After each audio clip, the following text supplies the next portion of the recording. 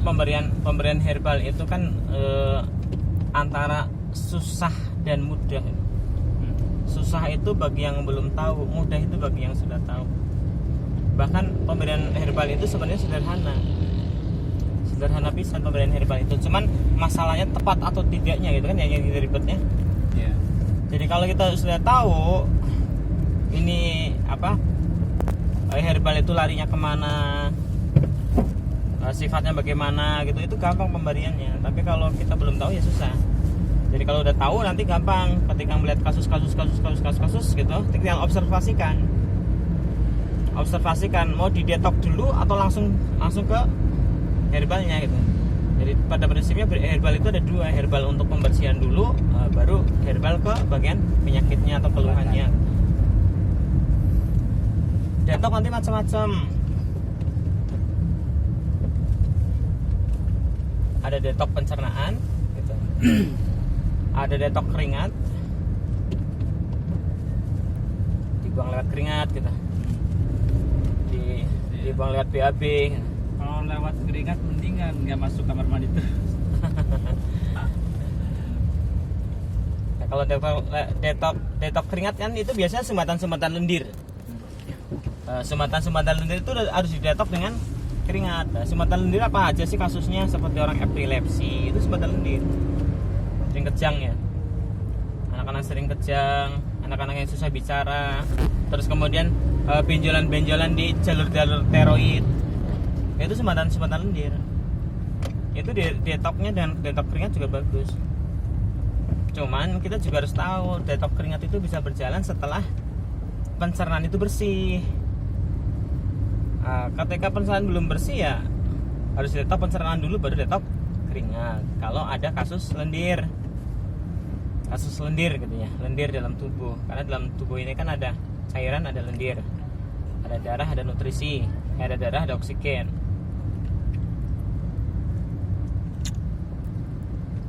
Seperti lipom. Lipom ya detok lendir, tapi harus diawali dengan detok pencernaan. Jadi kalau secara umumnya ya herbal itu ada dua. Pertama masukkan herbal detok, cuma dibagi dua lagi, detok pencernaan dan detok keringat. Kedua ada herbal untuk keluhannya, pengobatannya. Jadi itu lebih ampuh. Jadi kalau detoksifikasi dulu, maka obat yang masuk akan lebih maksimal.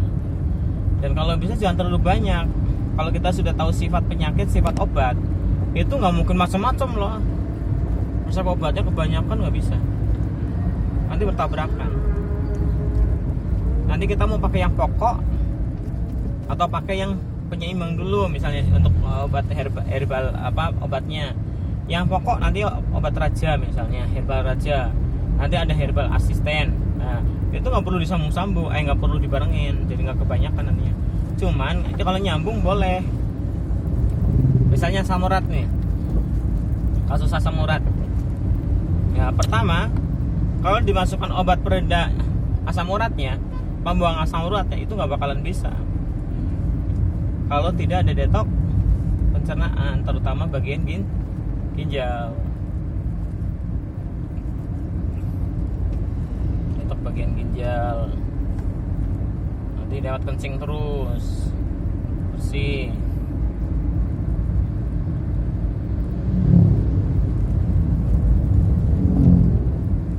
Detok pencernaan itu berarti harus banyak minum itu ya? Ya salah satu kan pakai teh. Iya, teh. Pakai teh itu lebih cepat karena dia bersifat sepet ya.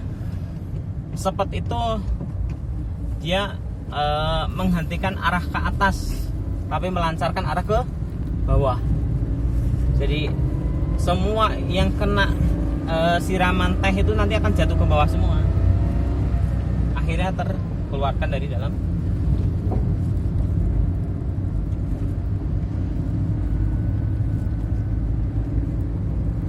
Cuman kalau detoksifikasi ketika asam urat tidak boleh menggunakan yang fermentasi. Boleh mah boleh, tapi mungkin dengan resep kecil gitu. Kalau resepnya terlalu besar, detoksifikasinya langsung ke penyakitnya, langsung pukul semuanya. menambah pegel, menambah bengkak.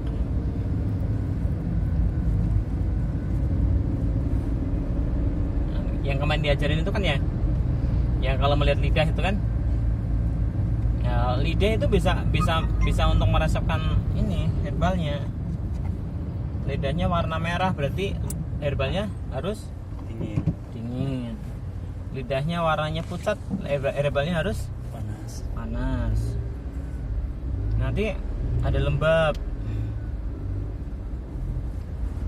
ada basah, ada kering, ada panas, ada dingin, ada basah, ada kering.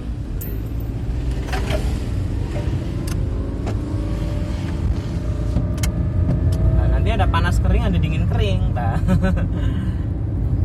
Dingin kering itu penyakitnya, berarti diobati dengan panas basah. Panas basah apa? Madu. Panas basah madu. Madu apa? Madu manis. Jangan kasih madu pahit. Kalau madu pahit itu basah dingin. Lembab dingin. Kalau basah dingin semangka. Buah-buahan. Basah dingin itu semangka. Kalau lembab dingin ya madu pahit. Lembab panas ya madu manis. Kalau penyakitnya dingin kering, dingin tapi kering, pucat tapi retak-retak gitu. Pucat tapi retak. Nah, berarti pakai lembab panas. Madu manis. Madu manis yang mana gitu kan, hutan atau yang liar atau yang ternak. Nah kalau udah pecah-pecah ya jangan pakai yang liar, pakai yang ternak, lebih tenang. Paham tuh? Gampang-gampang saja sih Kak. Jadi kalau udah masuk sini mau udah enteng-enteng saja. Coba deh, kalau dari Chun Kuance, kalau nadi atas itu kan eksis ya. Nadi atas eksis, lidahnya pucat atau merah. Kalau lidahnya pucat, berarti yang eksis dingin atau panas? Dingin. Nah, tinggal masukin herbal panas. Gampang nggak? Kalau nadi permukaan nadi Chun Kuance-nya di permukaan, lidahnya merah, berarti yang eksis panas atau dingin? Panas eksis. Masukin herbal dingin. Nah, nanti dingin basah atau dingin kering yang dimasukkan kan tinggal lihat ini, lihat mukosa lidahnya. Mukosa lidahnya ada atau enggak. Nah, kalau mukosanya kering berarti harus lawan yang basah. Kalau mukosanya basah harus lawan dengan yang kering. Gitu aja apa? Ayo, Ustaz Guntur. Apal tuh?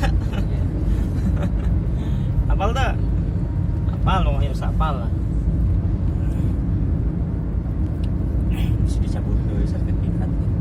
Kalau abu ya, kalau abu semua resep, apalagi untuk pencernaan, untuk lambung, itu semuanya pakai probiotik. Kecuali kasus asam urat, gitu aja. Semua kasus penyakit menggunakan probiotik kecuali asam urat. Itu udah dipelajari bertahun-tahun soalnya.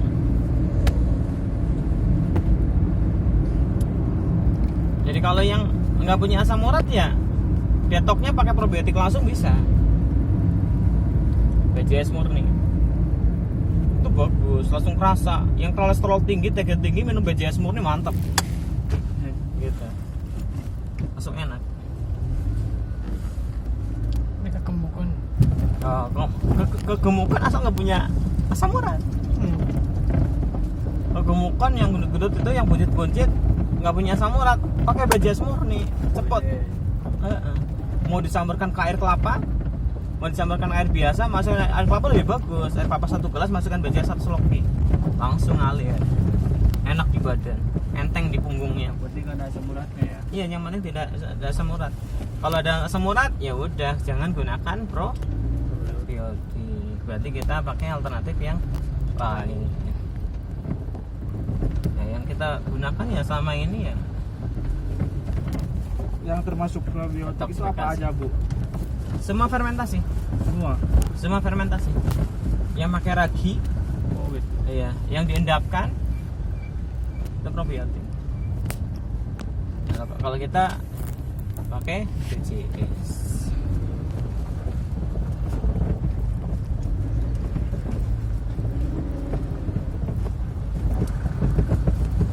Probiotik untuk asam lambung bagus, cuma kan harus hati-hati resepnya, jangan terlalu tinggi. Kalau terlalu tinggi nanti asam lambungnya kering. Nah, biar tenang asam lambungnya, kita gunakan resep kecil.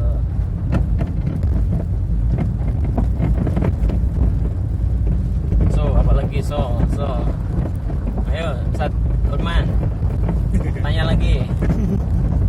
Bingung cina itu. Bingung lo bang. Kalau khusus untuk asam lambung, yang utamanya itu herbalnya apa, Bu? Asam lambung itu ya itu kan kelebihan energi sebenarnya sih. Kelebihan. Ya, kelebihan energi itu dipicu dari pola pikir atau pola kerja.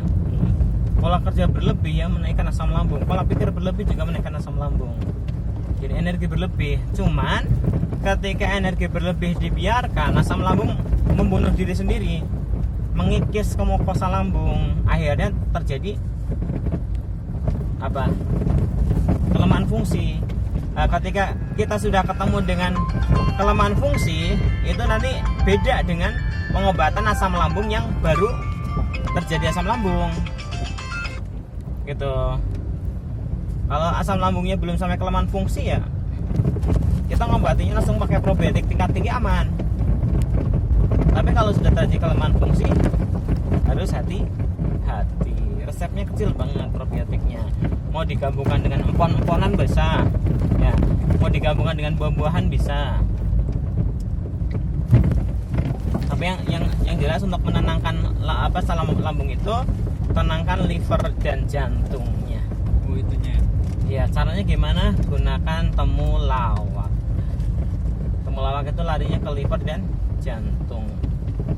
Coba orang yang tadi saya bilang asam lambung terpicu dari energi yang mana? Karena gerakan berlebih atau pikiran berlebih. Coba dari dua aktivitas itu, mau aktivitas badan mau pikiran, itu menggunakan dua organ, yaitu organ liver dan organ jantung. Nah, dua organ itu ketika berlebih maka akan menyerang lambung, menghipit lambung. Ketika lambung sakit, orang pada berpikir mengobati lambungnya. Nah, padahal langsung kita tenangkan liver dan jantungnya, maka asam lambung akan turun atau stabil, akan membaik. Cuman di sana ketika sudah terjadi kelemahan fungsi, lambung sudah terkikis, lambung sudah infeksi, itu jangan pernah menaikkan energi, tapi naikkan nutrisi. Kalau naikkan energi itu gampang, dengan akupuntur naik, dengan totok naik, dengan pijat naik, dengan spot naik. Itu naikkan energi. Untuk yang mana? Yang sebelum terjadi kelemahan fungsi. Tapi kalau sudah terjadi kelemahan fungsi, naikkan nutrisi. Gitu. Dari pola makannya.